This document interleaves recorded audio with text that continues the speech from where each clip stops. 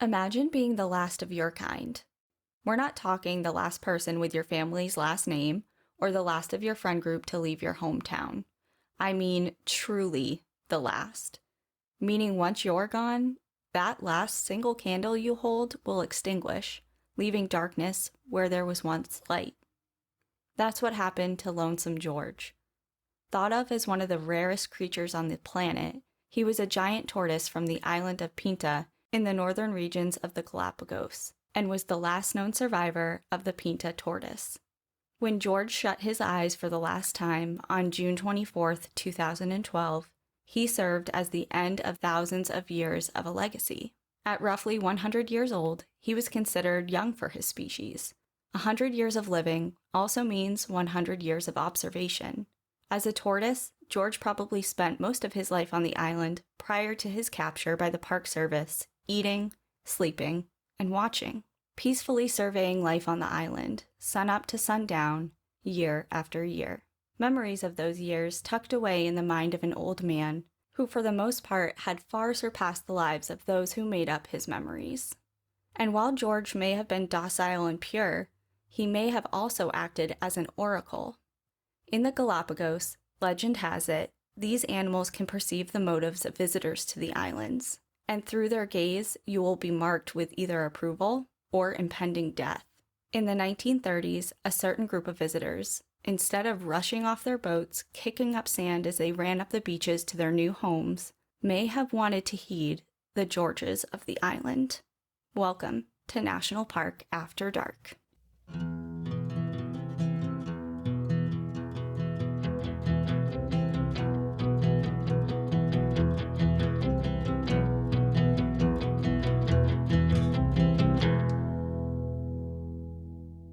Welcome back, everyone, to National Park After Dark. My name is Danielle. And my name's Cassie. Are we doing an animal episode this week again? Absolutely not. We are not. Sorry. I teased it a little bit with Lonesome George, who we will be revisiting again at some point in the episode, but it is not about him or any other animal on the islands of where we are visiting today, which is Galapagos National Park. We had our fix with your episode. We're going back. I was going to say, we're doing it twice in a row. I was stoked. I mean, I'm down to learn about some turtles, and you really sold me on George, but... I agree. I would love to do another animal episode, but that's not what we have in store today. Today we have a really interesting story. It is very reminiscent of the game Clue. There's a lot of different characters, a whodunit type of situation. So it's like Susie killed Max in the kitchen with a fork. Essentially, only not at all. But you have to think there's all these different characters and you get to meet them and their background, and then there's a situation. I'll just say there's a type of situation going on that you kind of have to put the pieces together because this is unsolved. There's a lot of mystery surrounding what happens here on the islands in the 1930s. What has gone down in the history books, it is known now as the Galapagos Affair.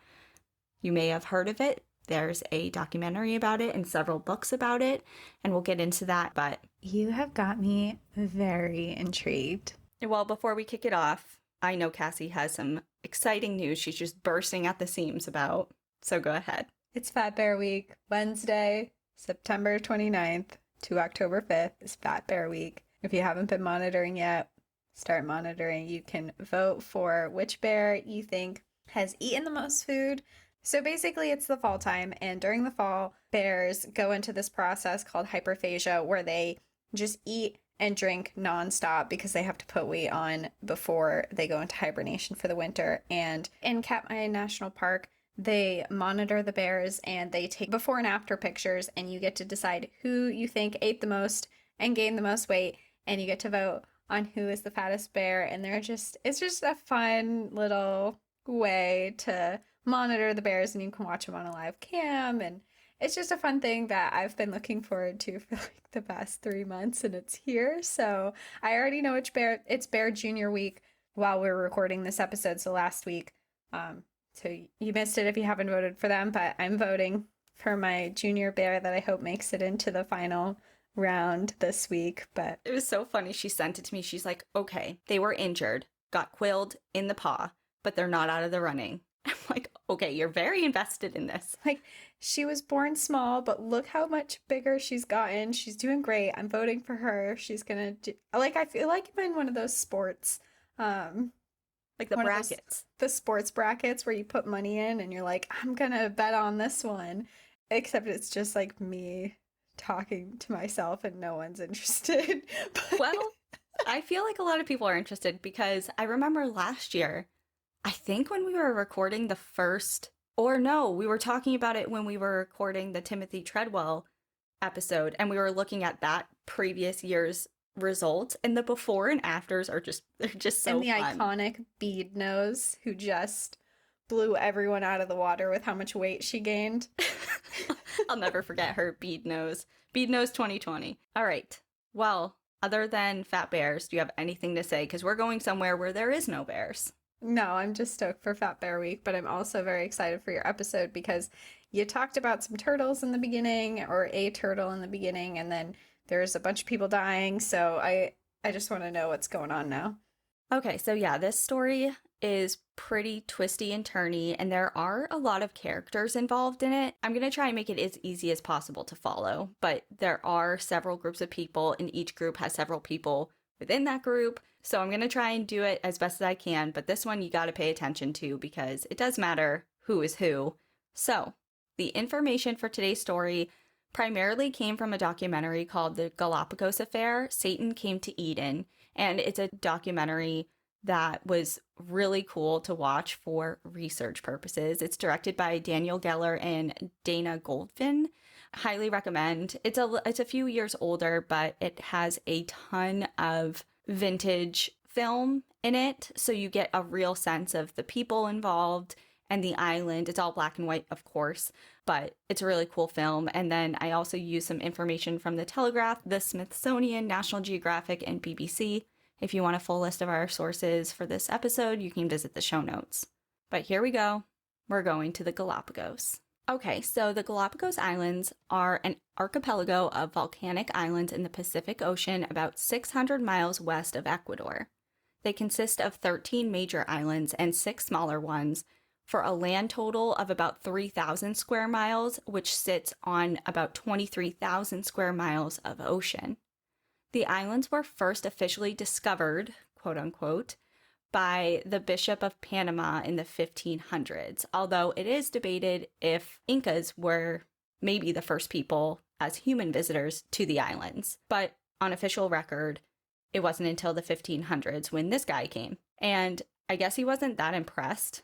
And throughout the 1500s, other expeditions were sent to the island, but the islands were deemed ugly and barren, and there wasn't really a lot of desire for them. I haven't been there before, but aren't they like very beautiful tropical islands? So they are very beautiful islands, and this expedition and these teams did note that there was a variety of different animal species and flora and fauna, but there was also smaller little islands dotted throughout it that were pretty barren, that didn't have any freshwater sources. So they were just like, no, we don't like it. Yeah, so they kind of like passed up on that. They were nicknamed Las Islas Encantadas, which meant enchanted or bewitched islands. Fast forward a couple hundred years, and Charles Darwin enters the picture. He really helped put the Galapagos on the map for most of the world.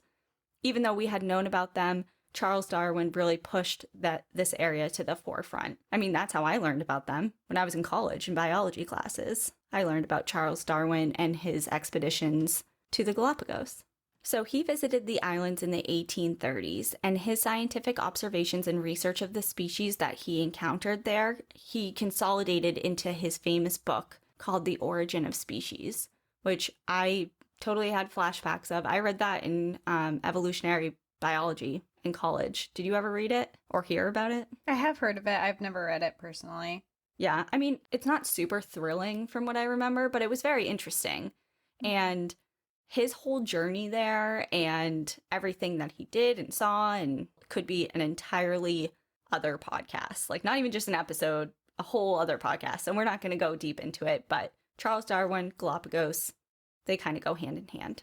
Galapagos National Park, Ecuador's first national park, was known first as a wildlife sanctuary in 1935 and then became official in 1959. The Ecuadorian government declared 97% of the Galapagos Islands as protected through the Galapagos National Park, with conservation at the forefront. These islands are arguably most famous for their flora and fauna, some of which are endemic, meaning that they are found exclusively to a particular area or they're confined to a particular place. So, in other words, there are species here in the Galapagos that aren't found anywhere else in the entire world. So some examples of these species include the Galapagos tortoise, the marine iguana, the Galapagos finch, aka Darwin's finches, the Galapagos fur seal, and the flightless cormorants, which are flightless birds. In the 1970s, the islands were designated as a UNESCO World Heritage Site, and in the 80s, the Galapagos Marine Resources Reserve was created to protect the surrounding ocean. So this area is highly protected for its biodiversity, which is awesome. Today, the Galapagos are home to around 25,000 residents and thousands of annual tourists. Activities in this national park revolve mainly on the water. They include snorkeling and scuba diving and boating. Hiking on the islands is only permitted by guide, and there is also a Charles Darwin Research Center, which is home to a tortoise breeding center. Mid-June to early September and mid-December to early January are peak seasons for visiting the park. And a cool thing about this park, I think mainly because of the fragile ecosystem, there's a limited number of tourists permitted per island per day. So is it something that you have to get reservations for then? Yeah, based on my reading, that seems to be what you have to do. You have to plan ahead, you have to reserve time, you have to reserve boats, obviously, way to get there and things like that. So you can't just walk up and plan to hike around on your own, and it's just a way different experience, I think, than what we're used to in national parks here. Cool. So as exciting as it sounds to visit, we're not staying here in the present. We are going to go back in time to the 1930s. So our story today is going to take place on the island of Floreana. This little island is like really little. It's only 67 square miles, but it has a really big history. It was named after Juan Jose Flores, who was the first president of Ecuador and was a favorite stop for whalers. I think a lot of us think of Charles Darwin as kind of putting this island and the Galapagos in general on the map, but Floreana has been visited for hundreds of years before him. This island in particular was a favorite stop for whalers. It had a relatively flat surface, it had fresh water sources on the island, and plenty of animals. So whalers would stop here to hunt tortoises for meat, drink from the streams, and rest before moving on.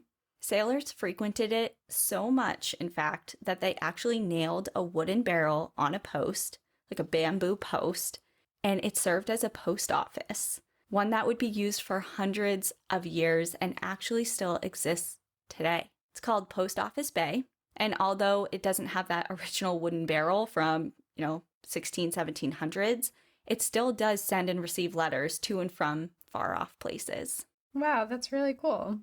Yeah, so a little speck of, land in the middle of the ocean. It has a tiny little post office. In 1820, the island was set on fire, accidentally. Members of the Nantucket whaling ship, the Essex, were fooling around, pranking each other while they were taking a break on the island. A man named Thomas Chappell lit a fire, and it raged out of control and swept all over the island, and it burned for days, destroying almost the entire island. This fire, along with overhunting of the tortoises prior, caused the demise of the tortoises on this island, and their population was entirely killed off. So by the time Darwin arrived a couple years later, there were actually no tortoises left on this particular island. And a very weird turn, but I had to include it, especially because it's like the Essex, New England, Nantucket, it's close to home for us. After this ship, the Essex, left the island, it's burning, blazing in the background, they're sailing away, a sperm whale sank their ship. The crew had to jump ship, and for several months, the crew drifted in lifeboats. They were slowly starving to death and baking in the sun. They had to turn to cannibalism and would draw straws to see who would be food for the rest of them, and then again for who would have to be the one to kill somebody. Only 8 of the 20 original crew members survived. They were allegedly found emaciated and gnawing on human bones off the coast of South America, and their story inspired Herman Melville's novel Moby Dick. Wow, I never knew that side of Moby Dick before. Inspired by a true story, Wow. all stemming from this little island, Floreana. That's wild. Also, I couldn't imagine setting up that system and then being the person to draw that short straw, and it's like, all right, sorry, you're next. Yeah. And then you have to do it again to see who's going to have to kill them. Like, because nobody wants to do it.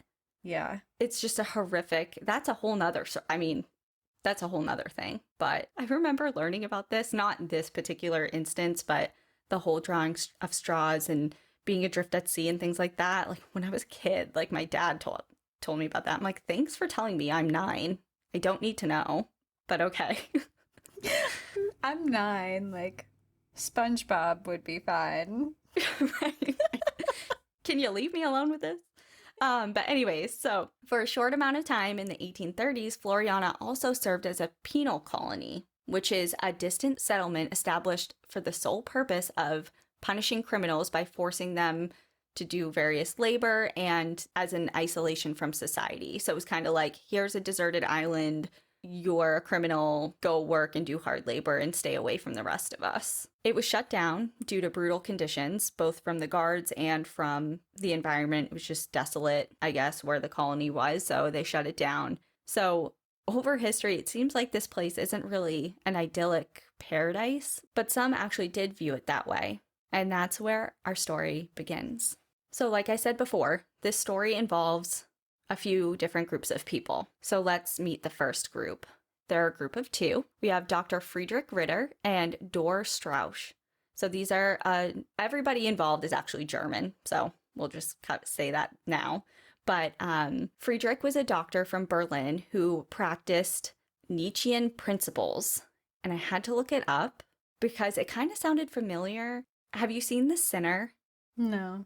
I think you can just assume that every single show that you ask if I've seen, the answer will be no. This whole like Nietzschean, I know I'm probably saying it wrong, but it's difficult to pronounce.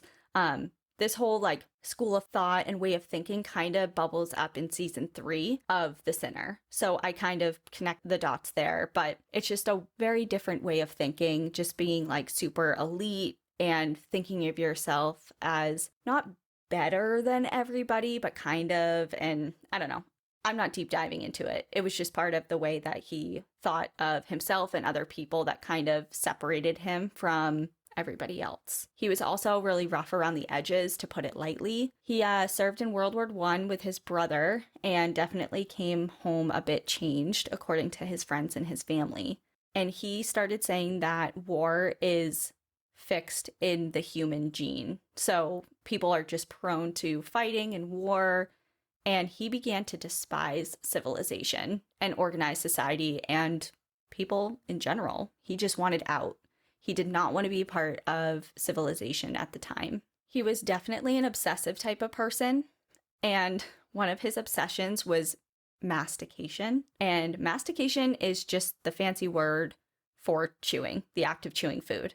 But he did it to an extreme. So much, in fact, he wore his teeth down and actually had them taken out, like removed from his mouth. And then he had a set of steel dentures that he would wear instead. Ew, chewing is like it's one of those noises that I hate. So, me and him wouldn't have gotten along well at all. That's like my least favorite noise. And if you're like a really loud chewer, I have to leave.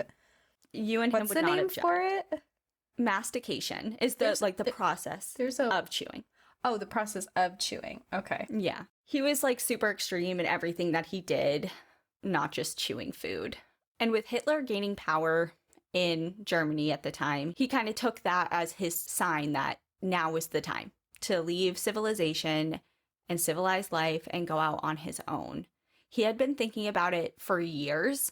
But at this point, he was in his 40s, he was 43, and he made the decision to get out of Dodge. One of his patients, Dor Strauss, felt the same. She dreamt of life uninfluenced by modern society, and she wanted to go with him. She was almost disgusted by the modern-day housewife and wanted no part of it.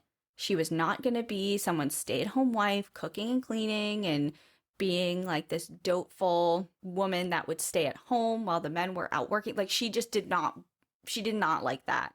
So when this doctor, her doctor that she looked up to and really admired, was saying all these plans of leaving and starting a new life, she was on board. So when they heard about the Galapagos, these tiny little specks of land on the vast ocean at the ends of the world, pretty much the farthest away from life in Germany that they could imagine, they left their spouses, because they were both married, they left them and set sail. Wow, okay. On July 4th of 1929, the pair sailed from Amsterdam to Ecuador, which took almost 4 weeks. There, they spent the entire month of August waiting for a boat to get them to the Galapagos. They sailed past inhabited areas of the island chain to avoid people. Like one of the main islands is Santa Cruz, and it already had European settlers. Like this isn't just a desolate group of islands at this point. There are already people living on some of them, but they wanted to skip over that because they had come this far to be away from people. So they chose the island of Floreana, and their nearest neighbor was going to be 60 miles away. Wow, they really hated people. We're going to sail away to this island that is so far removed that there will literally not be a person for 60 miles. Like, I feel that some days. Some days I'm like, I just want to be alone. Some days, today was one of those days for me. I'm like, I could sail away. But, like, actually doing it, because I don't actually dislike people, just, like, occasionally. I know. It's like, okay, are you sure you just don't want, like, a small break? Yeah, like a month or a week or... like a long holiday. They first set foot on Floreana on September 19th of 1929. The beach itself was rocky and desolate and not very homey, so they made their way inland. They traveled almost a mile, and the island opened up to green, lush growth with fresh water. They chose a spot, and they dubbed it Frito, which is a combination of their names. So Friedrich and Dorrit. It's That's like cute. What is it? Bennifer or something? Ben Affleck and Jennifer. Yeah. Side note that I just thought of, side question. Do you know, were they both Jewish? I have no idea. It didn't say that they were fleeing because they were worried of Hitler. I think they made it clear that they did not agree with Hitler and that whole regime climbing the ranks and coming into power. But they weren't fleeing out of fear. Okay, so if they weren't fleeing out of fear, they probably... that was just kind of where my mind went. That was maybe they were leaving because of all of the stuff going on. But even if they're not Jewish, a lot of people were forced into war and things like that as well. And he had served in World War I. He had seen what was going on. He just did not want to be a part of any of that. So I think although it wasn't the main reason for him leaving, it was definitely a significant factor in pushing him to the decision. Yeah. Frito, back to Frito. So this was their homestead and they worked tirelessly on it. They started first off with getting a garden going. They had some seeds that they brought from Germany. And this is where most of their food would come from because they were vegetarians, so they relied heavily on their crops and they wanted to get them going. The work was seemingly endless and exhausting. So the two of them, Dor and Friedrich, met in Germany years before, as remember, she was his patient. So she came to him for help with her multiple sclerosis diagnosis. He told her that the power of thought would help cure her and that she just had to really have the mindset that she was going to become well again. She just had to think about becoming healthy again and that she would be fine. He took a woman with MS to an island with no people and no hospital, no medical care at all. Yeah. Wow. Okay. Yeah, so that's that on that. And I mean, I don't know what the treatment for it was back then, but I mean, if you're gonna enjoy your life, a tropical island sounds like a nice place to do it. Yeah, and from what I saw in the documentary and through her writings, it didn't seem like it was severe enough to inhibit her to the point that she was unable to get around and work and do things on her own at this point. But she still did have MS, you're right. And MS is progressive, so it only gets worse, especially back then. I mean, I know that the treatments for it now that they really still don't have that much, so I imagine back then that there was even less. So shockingly, the whole think about being well and you'll be cured didn't work out. And she kind of wrote, so I should say, the whole documentary is so cool, mainly because a huge chunk of it is from, so the whole reason we have this information about this story is from letters of all of these people that they wrote back and forth to people at home. So obviously, because they were the only ones there, there's nobody to witness the story. So everything is being put together through letters, firsthand accounts by all the different people that we're going to meet.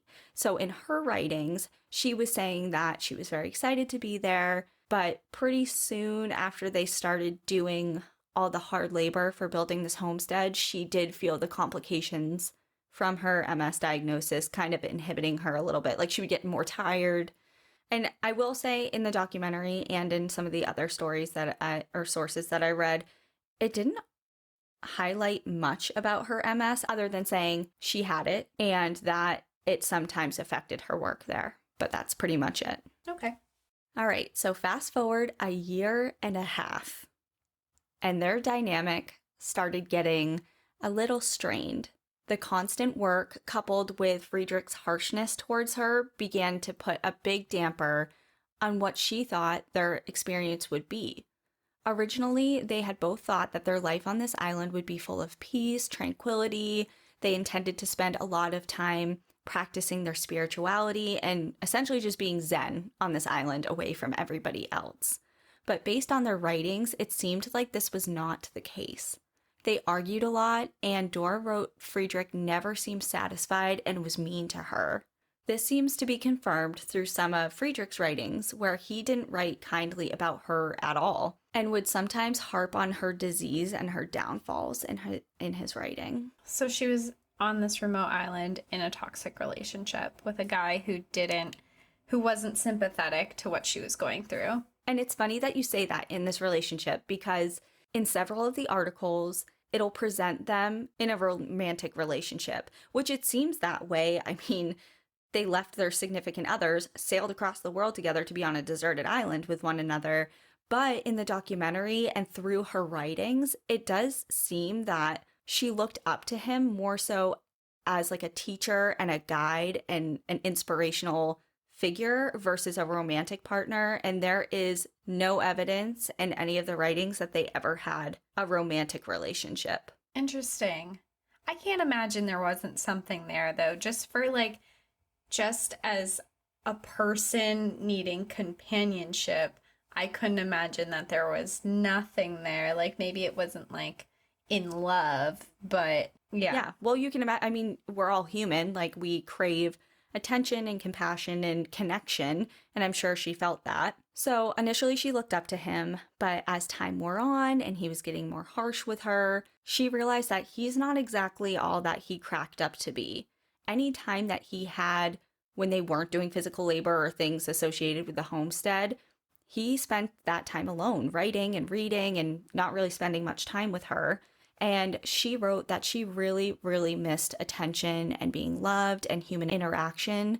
And she actually spent a lot of time with animals on the island. She had a burro and she spent a lot of time with it. And there's footage in the documentary of them like dancing. It's like a mini burro and she has its front legs and they're like dancing around, and it's really sweet. So she really loved animals and really loved spending time with them. And it filled kind of this little hole that she had for human interaction. But Friedrich hated it. Like he said that basically her relationship and how she viewed animals was stupid and a waste of time. So he's kind of a dick. He's totally a dick. I would be so upset to be stuck on this island with this guy. She was getting desperate for other people, and she did write about it often. And speaking of writing, they did do that a lot.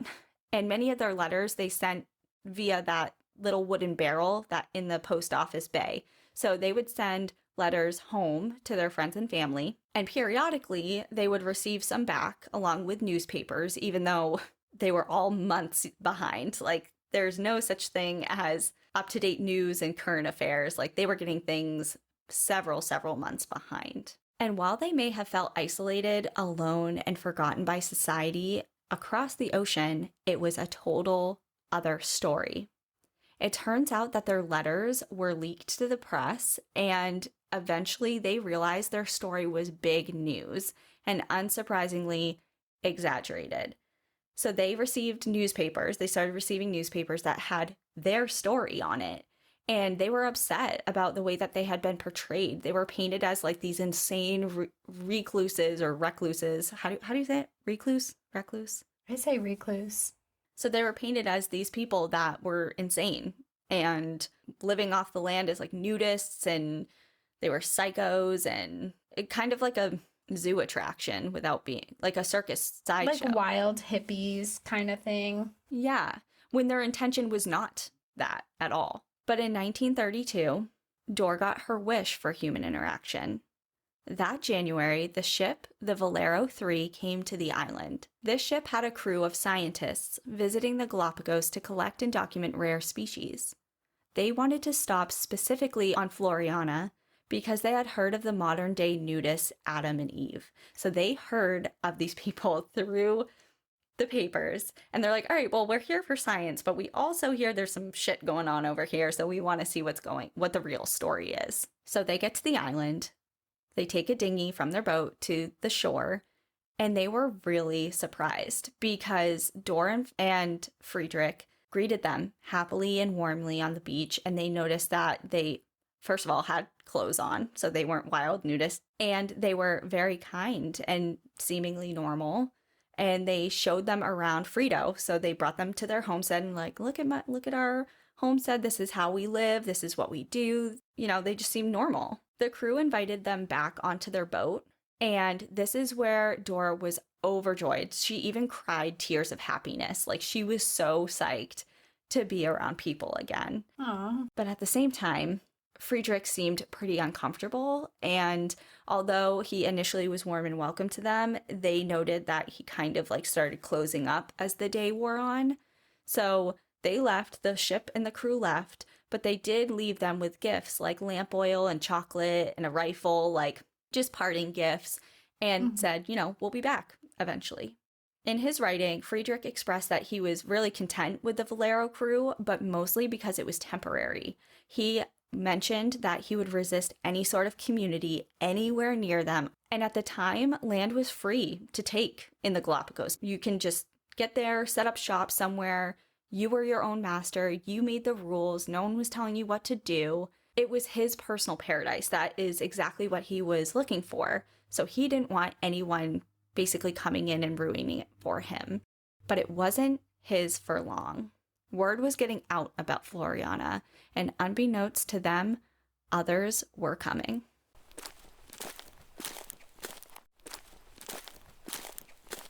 So enter the second group of people. In August of 1932, a boat came to the island, and it carried the Whitmer family, Margaret, her husband Heinz, and Heinz's son Harry from his first marriage. They had spent their entire life savings on this move. Again, they were from Germany as well. They had heard of the story of Dor and Friedrich, and they wanted to follow in their footsteps. Of course, they wanted to live a different type of lifestyle, but the main driver for their move was actually their son Harry. He was ill, and his family wanted him to live on the island for, a happy and healthy life. So they sold everything and went to Floreana. But not surprisingly, they were not exactly welcomed with open arms. Friedrich and Dor made it very clear that they viewed them as intruders. They did not want them anywhere near their settlement, and they led them actually more than an hour away from Frito to an old cluster of pirate caves that were literal caves underneath this hill. And we're like, okay, you can live here away from us. Still hating people. Still, which is, I kind of, looking back on it, is kind of odd because Dor was so excited about the prospect of people and human interaction. So it seems a little odd that she was also hesitant. Well, I wonder if it was more him and then they're kind of a duo, because he clearly wasn't interested in the other people. So maybe when they got there, he was like, absolutely not. And they kind of rely on each other for survival in their settlement. So she couldn't be like, yes, if he's And he kind of seems like he's kind of a jerk anyway. Yeah. As far as Margaret goes, she was pretty disappointed. Some of the reason that they chose Floreana in particular is because Friedrich was there. She was 5 months pregnant at the time, and she wanted to be on that particular island because she knew that Friedrich was a doctor. So she wanted a doctor around in case she needed him while she was pregnant. But she quickly realized that Friedrich did not want to help her at all, or anyone for that matter, and she was shocked that he was really pretty heartless, especially someone who's a doctor committing their life to helping others. Like, she was just kind of confused and let down. She just sailed across the world to be there, and he was like, actually, don't even look at me. So Friedrich was adamant about not practicing as a physician on the island at all. He was resentful of the Whitmers and said that he was happy to put them on the next boat. Months passed as the Whitmers made a successful homestead of their own. Everything was pretty normal and relatively peaceful until 2 months later with the arrival of the Baroness. Eloise Basquet de Wagner, aka Eloise Basquet de Wagner Wernhorn, aka Eloise Wagner de Basquet, known to the press as the Empress of the Galapagos Islands, known to her soon-to-be neighbors and to us for the rest of this podcast, because I'm not going to say her name like that. We're going to call her the Baroness. And she was a wild woman in the best of ways, depending on who you asked. She was a secretary in Constantinople during World War I, but ended up as a cabaret dancer after the war. While she was working as a dancer, she caught the eye of a French merchant named Bosquet. They married and went to live in Paris. And this is a little confusing, and I'm not sure what the motives are behind this, but her new husband's mother, so her mother-in-law, started to introduce her to other men, like other eligible bachelors, even though she just married her son. So she didn't approve of her. It seems like that. She's like, yeah, I know you just got married, but what about this guy? Like, wouldn't he be a better match? Like, get out. Yeah, that seems to be the undertone of this. So it worked. Pretty soon, she was introduced to two men, one named Rudolf Lorenz and the other Robert Philipson. And in the process of meeting these people and whatever, her husband filed for divorce. So they got divorced. And now she was involved with these two guys, Philipson and Lorenz. And they became a trio. They were in a polyamorous relationship, and they eventually heard of this far-off land of Floreana as well and what it offered. But the Baroness did not have peace and seclusion and isolation in mind. She wanted to do the exact opposite. She wanted to attract people to the island, and her plan was to get there and build a luxurious hotel to attract millionaires. Not a bad idea. Throughout watching her, obviously all the footage in the documentary, and it's all over online, like you can look up videos of her on YouTube easily. It's all silent film, silent black and white. Mm-hmm. But just like she emanates this energy, she's always smiling and like dancing around, and she's just like a wild, free spirit. And she's on this island, she has these two boyfriends, like she's very outspoken, especially for the time, the 1930s. Like she is just, I think, very cool. But not everyone liked her, especially on the island. So in October, the Baroness, Philipson, and Lorenz arrived together to the Whitmore's homestead. They just rolled up on some donkeys. They're like, hey, we're here. And the Whitmores were super surprised by her arrival, but more so of her behavior. She made herself more than welcome. She was exuberant and boisterous, and she got there, promptly went over to their stream, sat down, and had one of her boyfriends wash off her feet. As she was telling the Whitmores of her grand plans, that she's like, okay, so you have a little orange grove over here. I'm going to just set up shop right next to it. We're going to live here while I build this like huge luxurious hotel on the island. So hope you're cool with that.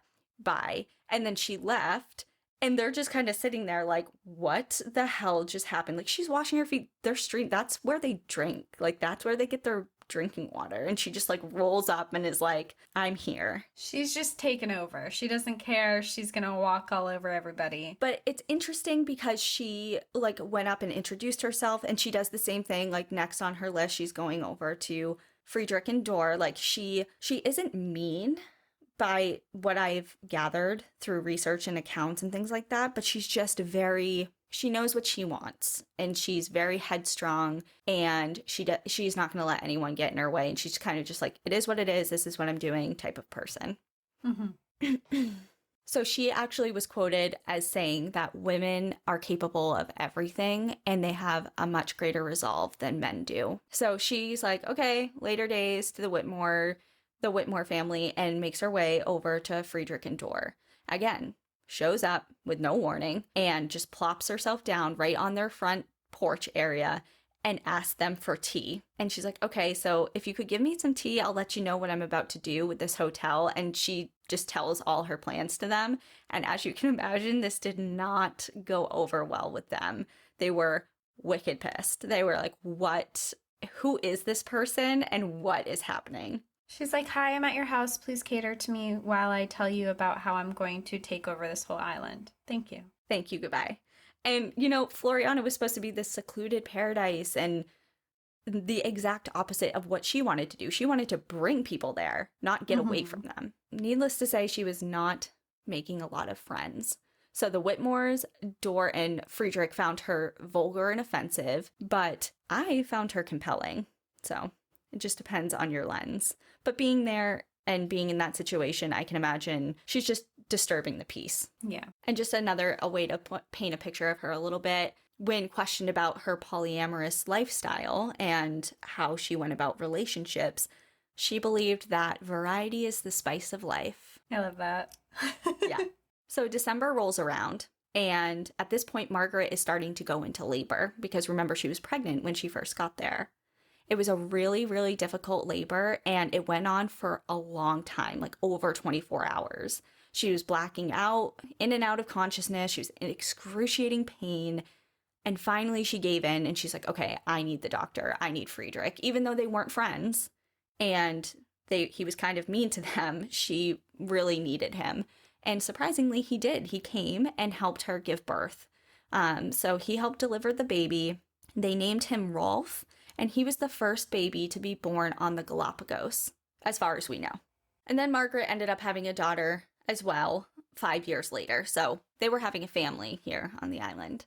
But despite the tension between everyone, the birth of Rolf actually kind of brought people together a little bit.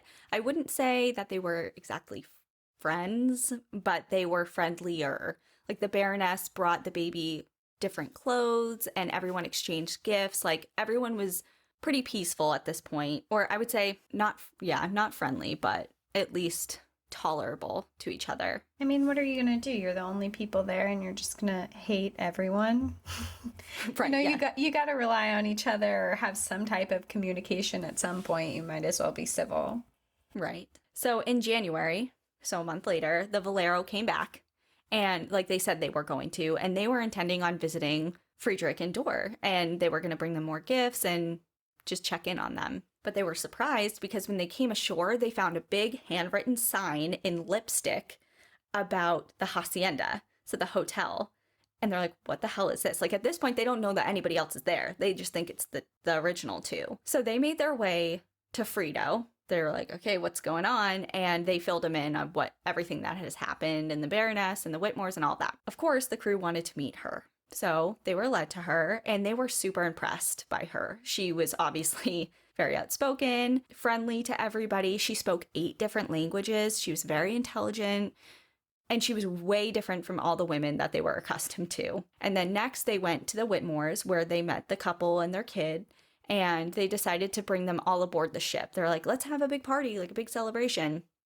Well, that didn't work out too good, because as soon as they brought everybody aboard the ship together in close quarters, there were heated exchanges, and they ended up having to separate all the groups for the rest of the night. Sounds like a kid's birthday party that went wrong. You stand over there, don't look at each other, like, yeah. Yeah.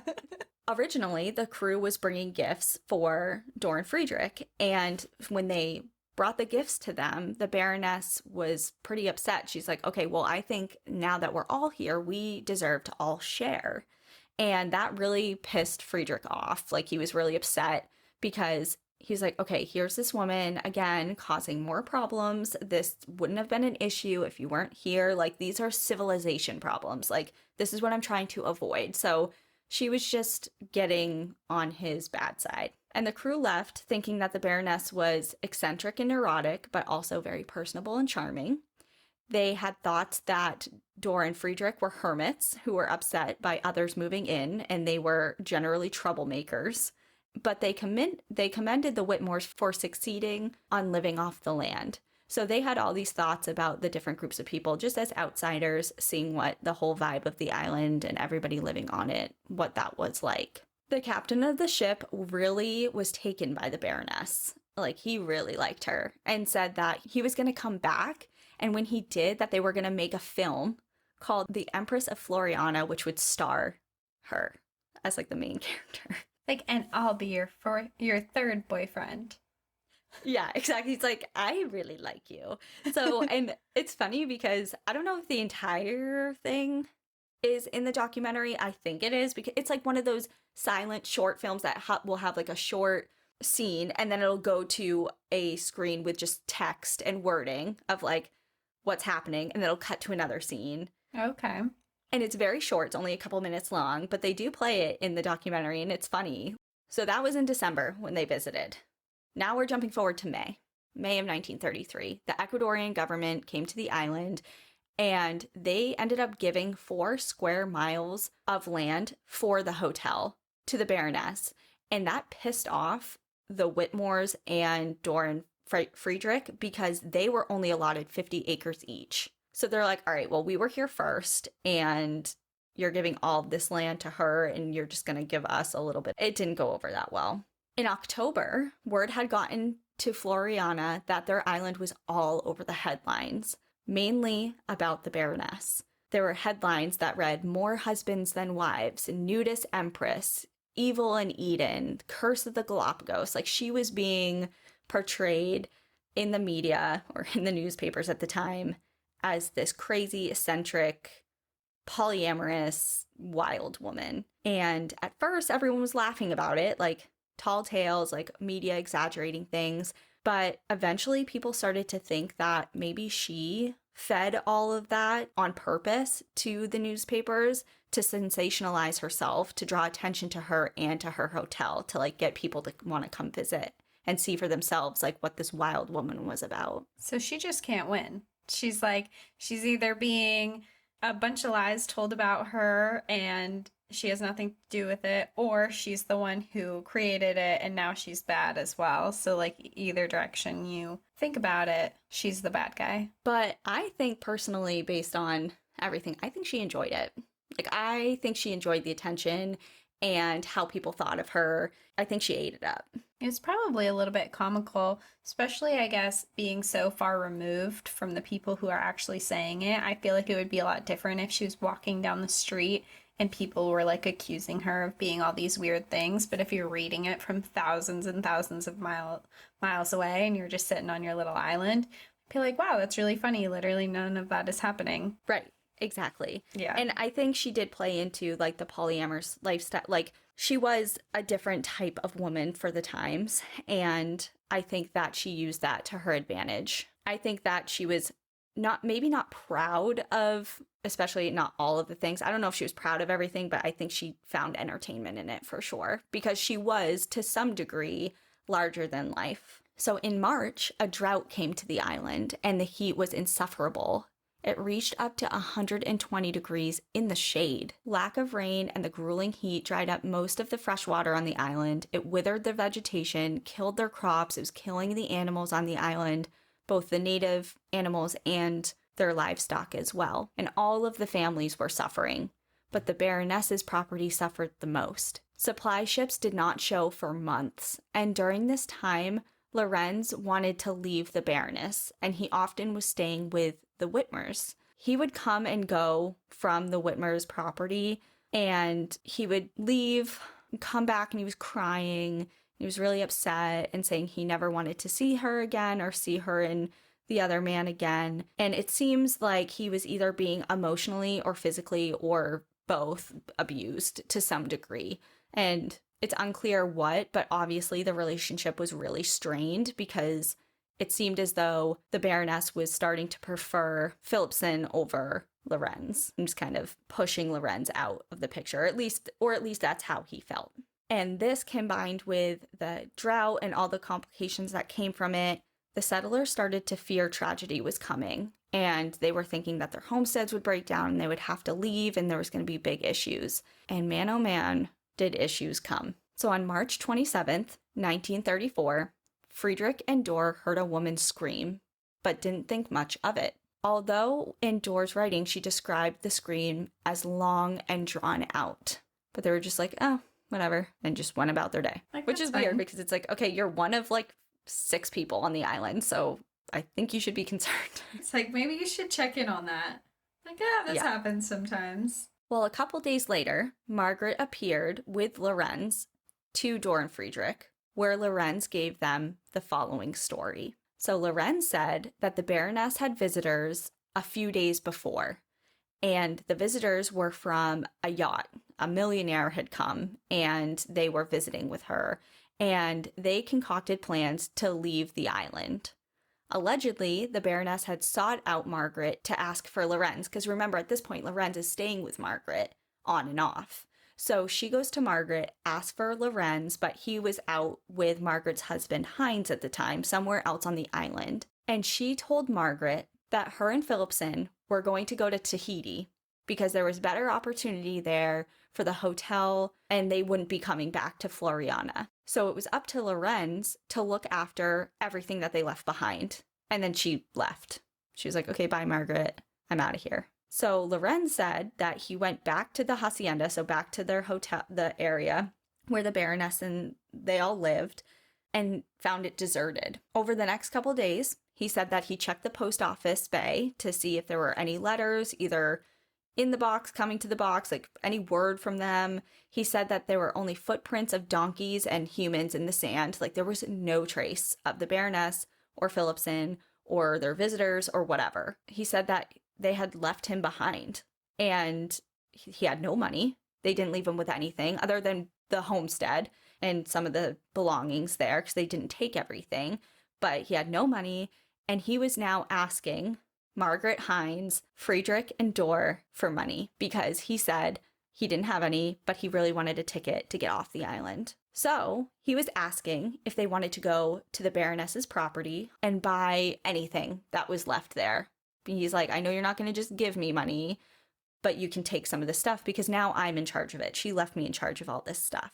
So at this point, the Whitmers built a house of their own, so they weren't living in the caves anymore. Lorenz, Dor, and Friedrich stopped by their house first, and for the first time, Dor and Friedrich entered. Like, they had never been to this new house before, and they walked in and immediately noticed something very familiar. They noticed a pink tablecloth, which Dor immediately recognized because she had seen it before at the Baroness's home. Catchy. And this is all through writing now, so all of these accounts are through letters from each individual person.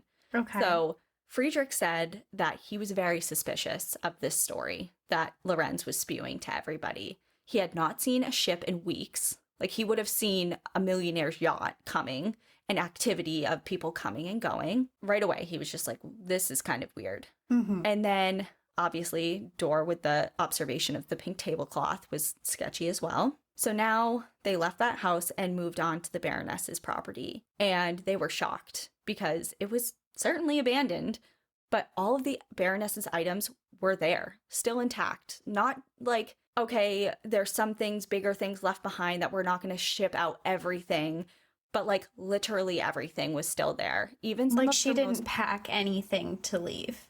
Nope. Oh. So they observed that on her bedside table, there were still cigarettes in the ashtray. Like, she always smoked cigarettes, and they were still sitting there in the ashtray. And next to them was the smoking gun. So it was her most valued possession. That most valued possession was a copy of the book, The Picture of Dorian Gray, which is a novel by Oscar Wilde. And she toted that thing everywhere. She said it was her lucky charm, and she always had it with her and never went anywhere without it. So that just showed something happened to her. So this is all very suspicious. And Dor thinks that, in her writing, says straight out, I think Philipson and the Baroness were murdered. She had initially wanted the Baroness to leave. Like, she did not like her. She wasn't a fan of her. But at the same time, she said she didn't want to see her die either.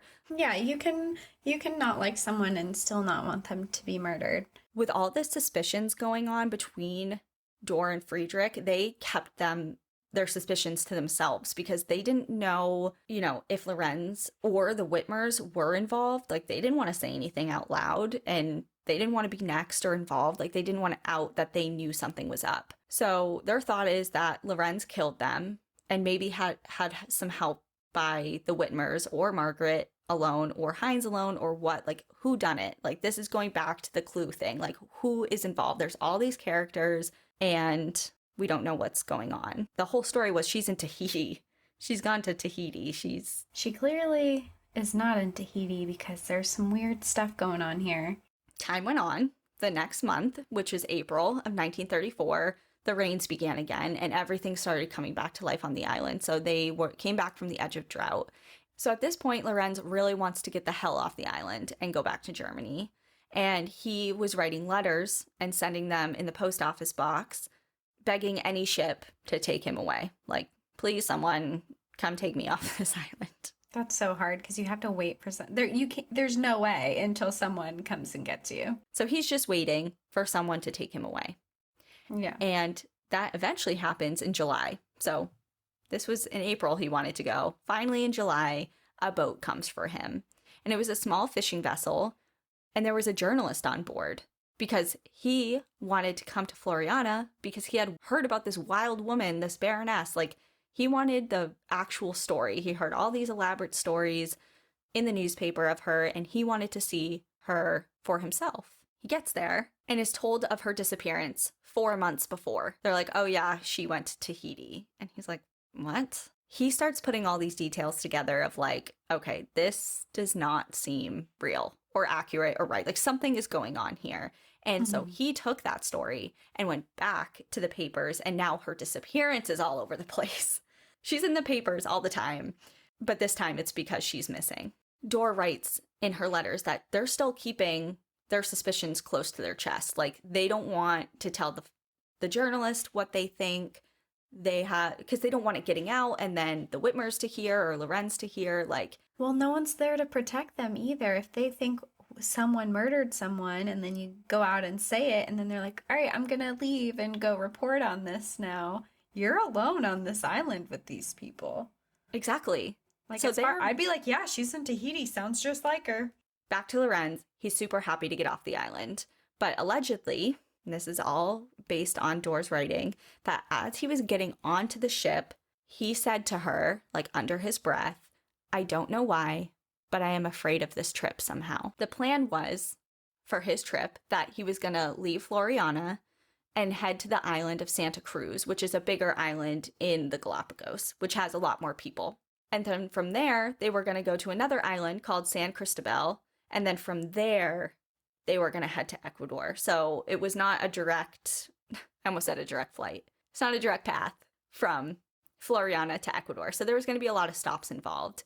They wish him well, off he goes. That's it. In August, Friedrich brought back mail from the mailbox, and they had received word that on Lorenz's initial transport from Floreana to Santa Cruz, Lorenz had spotted a larger vessel, because at this point he's just on a small fishing boat. And he sees that there's this bigger vessel, and it's on its way to San Cristobal on an expedited route to his final destination, which is Ecuador. And he really begged the captain of his current boat to anchor quickly so he could catch a ride on the larger ship. And the captain was really hesitant to sail that day. They weren't planning to sail that particular day. They were planning on doing it the next day. And that's because this captain was very superstitious, and this just happened to be Friday the 13th. So he's like, I am not sailing on Friday the 13th. I don't care if you want to get on that boat or not. So he was warning him, like, I don't want to sail. It's bad luck, etc., etc. But Lorenz was desperate. He had spent enough time on the islands and he wanted out. So he offered him a lot of money to bring him that day to sail him on Friday the 13th. So he agreed. He's like, okay, fine. Money talks. No. I mean, so they left on Friday the 13th. And this letter says that no one has seen them since. I knew this was coming just by the way you were saying it, but still. Friedrich is reading this letter, and in the letter it does say that there were search parties sent out for them, but there was no trace of them. And at this point, there has been no word from Tahiti either. So the Baroness hasn't sent word that she made it to Tahiti, and it's been months. So fast forward to November of 1934. And Dora writes that Friedrich said that he was content to die on Floreana. She said that at this point, they had went from having kind of a strained relationship to all of a sudden having a harmonious relationship. And there was peace between them at this point, and that Friedrich had turned from rough and harsh to considerate and tender. Their dynamic was totally different. But in Margaret's writings, she says that Friedrich came to her personally and said that Dora was increasingly difficult and that they were fighting a lot. So we have two different stories going on here. And this is important for what happens next. Does she murder him? I don't know. This is how the story goes. Dora and Friedrich were having a lot of difficulty growing their crops at this point. And remember, they're vegetarians, so they relied heavily on their garden for all the vegetables to eat. So at this point, they had to turn to the option of eating chicken because they had chickens on the island, but they never ate them. And at this point, they're like, all right, well, we're not really having another option here. So Margaret and Heinz visited Frito, their little homestead, and saw that Friedrich and Dora were boiling chicken and canning it. And they remember saying that it didn't look great, like it wasn't the nicest looking food, like it was slimy and gross looking. And they remember Friedrich offering them some of the chicken, but they were like, no, thank you. We're good. That looks nasty. And they're glad that they refused because that same day, Dora writes that they had to end up eating the chicken. And a few hours later, Friedrich laid down in bed because he just wasn't feeling great and he was in pain. And she remembers reading to him throughout the night from some of his favorite books that he had with him on the island. And that next morning, she realized that he wasn't just sick, he was dying. And at this point, his tongue was super swollen, like he couldn't speak. He was having an allergic reaction. From her writings, it said that he was unable to move, his tongue was super swollen, and he couldn't speak, and he was in a lot of pain. So she goes off to get the Whitmers, ask for help. And when they came back, Friedrich was in and out of consciousness, having a really difficult time. And then all of a sudden, he sat up, outstretched his arms, and had a tranquil look of peace and acceptance on his face, and then sat back and passed away. And that's according to Dora. But let's take a look at Margaret's view. Okay. So Margaret writes, Dora did come to get them, and she was very worried for Friedrich. And they get to the house, and they get to his side, and his tongue was swollen, he was unable to speak, he couldn't move, like get up and walk around or anything, but he did reach out for a pencil and a piece of paper, and he scribbled down some words and showed it to Dora and said, I curse you with my dying breath, and then died. And he's a doctor, so I bet she like poisoned him or something and he knew the symptoms that we're having. That's a theory, because now Margaret and Heinz are super suspicious. First of all, why did you take so long to come and get us when he was feeling sick? And second of all, if you guys were both eating the chicken, why are you fine? So why all of a sudden is he super ill and now dead? And where's the Baroness, Dora? A serial killer on her hands. So here's the thing, though. I think of that meme of The Office when they're all pointing their finger guns at each other in a group and they're like looking at each other suspiciously, because it's like everyone is suspecting everybody else. Everyone has a motive here. At this point, Dora wrote to the captain of the Valero, her friend, and said, you know what? This island is cursed. It's haunted grounds, and I fear, like, I'm going to be next.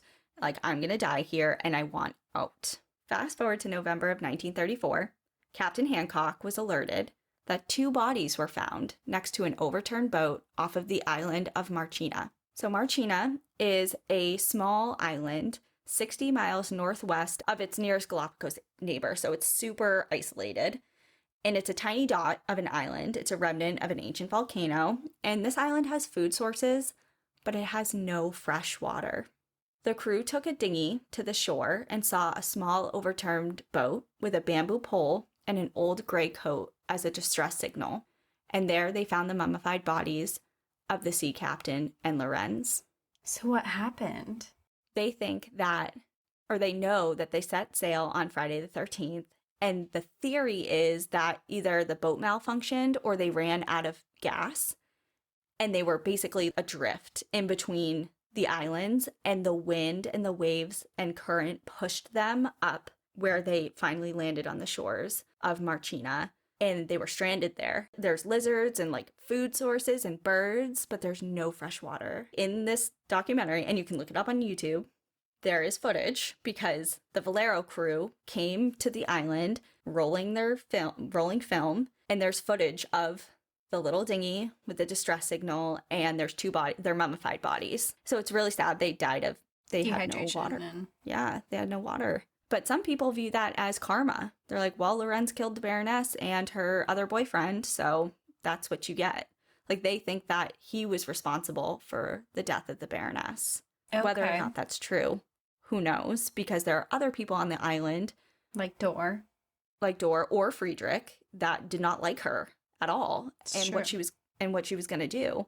So we have no idea if it was Lorenz or somebody else that was responsible for the disappearance of the Baroness and her other boyfriend, but Lorenz, we do know what happened to him, and he died on the island of Marchena. So that was in late November, and in early December, they head to Floreana, and Dora's just so happy to see them. She wants to get off the island, and they asked about the Baroness and what happened, because remember, the journalists put her story out everywhere. They're inquiring about what happened to her.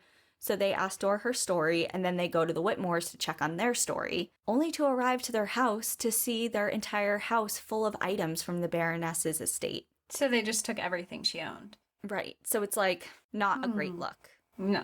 And they maintain that she went to Tahiti. They're like, well, she left all her stuff and isn't coming back, so we're taking it. So finally, Dora leaves the island with Captain Hancock. She leaves the Whitmores in charge of her homestead, because they buried Friedrich on the island. He's gone. She wants out, so whatever was left of the homestead of Friedo, she stopped at the governor's office to help issue Friedrich's death certificate, and then headed to the mainland. And she had intentions of taking Friedrich's writings and publishing them into like a manifesto, his manifesto, because despite all of their ups and downs and things, she really did still believe that he was a genius, and that his teachings and thoughts and outlook and all that was notable and worthy for a memoir. Although that was unsuccessful. That never went anywhere. And the day after she left the island, the Whitmores received a newspaper from the P.O. box, the post office box, that had an article in it that said Friedrich had written a letter stating that Margaret and Heinz knew what happened regarding the disappearance of the Baroness. So when he was still alive, he had written a letter and said, you know what, I know that something's up with them, and they were involved in her disappearance. And they received word of that months later after he had already died. Wow. So they're pissed. So in the end, the Whitmores were the last of the first settlers on the island of Floreana, and they were really content and prideful of their accomplishment. They had been there for nearly 3 years. People didn't believe in them. And here they were, the last ones standing. Dora returned to Germany, where she, like I said, failed at publishing Friedrich's writings. She did publish something of her own, though. It was an account of her time on Floreana, and it was very successful, and it was called Satan Came to Eden. I will say that there are 2 accounts of how she died. One of them, which I wrote first, is in the documentary, and it says that she died from MS complications in Berlin in 1935, so not long after she returned back to Germany. But there are a couple other sources that did say she was admitted to a psychiatric hospital and died when a bomb from the war hit the building. Seems a little far-fetched, and I really didn't dive deep into the legitimacy of that. Very different. I don't know, but I wanted to include them both. The Whitmores moved from the inland of the island to the beach, where they ended up building a hotel for tourists. Their son Harry, that they brought originally to give him a better life, ended up drowning on the island in 1962. Oh. But their other son, Rolf, the one that was the first baby born on the island, founded Whitmer Turismo, which is an upscale yachting Galapagos boating company. And his sister, who was 5 years younger than him, ran the family's hotel. So this family took over the Baroness's idea of the hotel? It seems to be that way. Huh. If you go on TripAdvisor, you can go to the Whitmer Hotel. Huh. Interesting how that worked out after she disappeared and went to Haiti. So Margaret ended up writing a book herself called Floreana in 1959, which she gives her own account of the events that took place there. So there's Dora's account in Satan Came to Eden, and then there's her account in Floreana. Margaret ended up living a very long life. She died at the age of 95 in the year 2000, but after publishing that book in the 50s, she never spoke about the incidents again. She never publicly spoke about them. She wrote her book and that was that, and lived the rest of her life not speaking about it. And when she died, she was the last of the eyewitnesses to what actually went down there on the island of Floreana, now known in the history books as the Galapagos Affair. To this day, the remains of the Baroness and Philipson were never found, and no one ever heard from them again. So no one really knows what truly happened to the Baroness, to Philipson, or to Friedrich. No one except for maybe the tortoises. The end. You can kind of make your own conjecture and see, whatever you think happened. And one thing for sure in my mind is that the Baroness and Philipson were killed, because she was the type of person that would have been screaming from the rooftops as soon as she got to Tahiti. Like, there would have been word from her in some way, shape, or form that she made it to Tahiti. And the fact that she left all of her belongings to go on a trip, and there were no ships nearby, and she wasn't well liked, and she had this idea to bring in all this money to the island. I don't know. At first I thought it was Dora because I thought that she killed Friedrich, but now I'm really leaning towards the Whitmans because they didn't like her idea or whatever, but then she disappears and they completely take over her idea and become millionaires, I assume, off of it. But what about Lorenz? He was like a scorned lover. He was part of the triangle of the Baroness and Philipson and him. And I mean, so I didn't mention it before, but so Philipson and Lorenz were both an architect and an engineer, really. So they weren't just like some guys that she found off the street. Like, they were prominent people in their community when they first left Germany to come to Floreana. And they were all in this lovey three-way relationship. And then things started to take a turn and he was getting pushed out. So maybe he was upset and jealous and killed them and then wanted to leave the island. Like, you never know. That's true. He was very quick to leave after. And he was, at least according to the Whitmers, he was very upset when he was going back and forth between the Baroness's house and their house. And there was a lot going on. So who knows? Yeah, that's true. Everyone here you could twist to have a motive. Right. So it's like, but only... Or, maybe multiple people were involved, or maybe they were all involved. Like, who knows? Who really knows? But what we do know is what's going on with Floreana today. So I just wanted to end a little bit on what's going on with the island. Okay. So out of all of the Galapagos Islands, the island of Floreana is actually one of the most altered by the presence of humans and invasive feral goats. Okay. Not where I thought that end of that sentence was going. Your face. I just thought you were going to say like a ton of people came in and like ruined the environment, and then you're like, it has been invaded by goats. Like, okay. Yeah, so the goats. It's just weird because, of course, we mentioned before that it was a big stop for whalers back in the day, and they left their mark. Obviously, they burned the whole island down.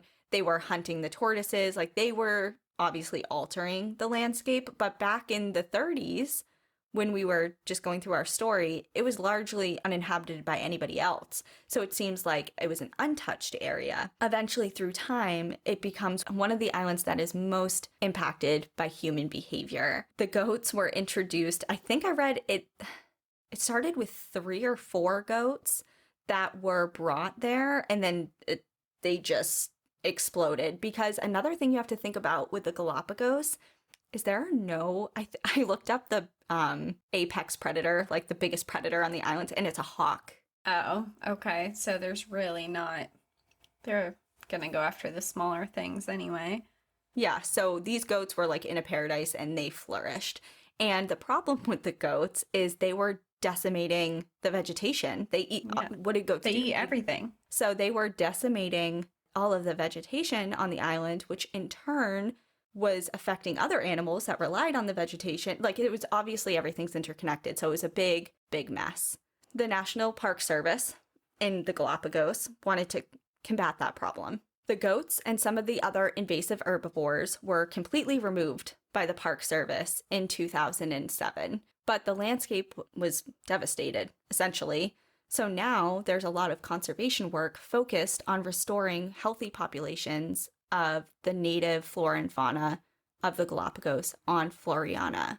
And circling back to Lonesome George, in the last 2 decades, a team of scientists and researchers from Yale have been studying the genetics of the Galapagos giant tortoises. And while no pure Pinta tortoises have been found, so George was a subspecies of the giant tortoise found on Pinta Island, he was the last of that subspecies, they have found hybrid Pinta tortoises that have been found on other neighboring islands. So they have a hope that they may be able to restore some of the tortoises to Pinta Island, where they are not found currently. And there's a little plaque on the outside of Lonesome George's enclosure where he once lived. And it says, "Whatever happens to this single animal, let him always remind us that the fate of all living things on Earth is in human hands." And that is really the end of the episode. That's such an impactful statement because it's so true. Yeah. Just the devastation that we could have, or the amazing things that we could do depending on what we want to do with our knowledge and our choices in the world. Yep. So true. You're so right. We do have a lot of power, and it's what we do with it that makes all the difference. So I hope that we all make good choices. Have a great week. I hope you enjoyed our trip to the Galapagos. We will see you next week. In the meantime, enjoy the view. But watch your back. Thank you so much for joining us again this week. If you have a trail tale or a story suggestion, send us an email at npadpodcast@gmail.com. Follow us on Instagram and Facebook at National Park After Dark and on Twitter at NPAD Podcast. Come hang out with us on Patreon for more monthly bonus episodes and exclusive content. And when you support our sponsors, you're also supporting this show. For more information on our sponsors, you can go onto our show notes. For more information on our show, our book recommendations, merch updates, and more, visit our website, npadpodcast.com. Check out the show notes also for source information, and please rate, review, and subscribe from wherever you listen to your podcasts.